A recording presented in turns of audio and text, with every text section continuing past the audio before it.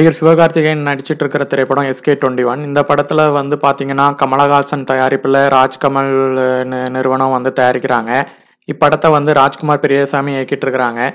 மேலும் இந்த படத்தில் வந்து சாய் பல்லவி கதாநாயகியாக நடிக்கிறாங்க. இந்த படத்தில் வந்து இராணுவ வீரராக நடிக்கிறார் எனவும் வந்து விஷயம் வெளியாக இருந்தது.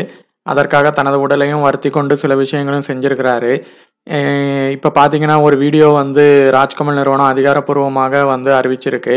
அதற்கான ரசிகர்களும் வந்து அவளாக வந்து எதிர்பார்த்துட்டும் இருக்கிறாங்க. அந்த வீடியோ வந்து அவரை பற்றியான விஷயங்கள் அந்த இதை பற்றி வெளியாகிருக்கு.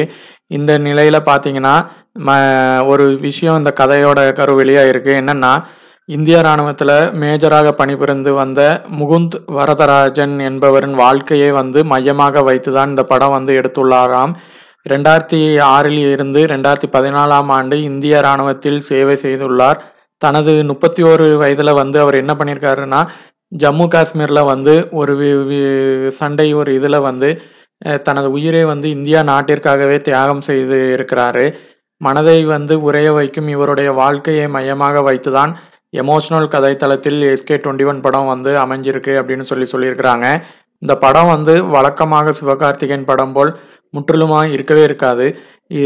கண்டிப்பாக வந்து இந்த படம் வந்து சிவகார்த்திகேயன் படத்தில் வந்து ஒரு வித்தியாசமான ஒரு மைல்ஸ்டோனை வந்து எட்டுன்னு சொல்லியும் எதிர்பார்க்கப்படுது.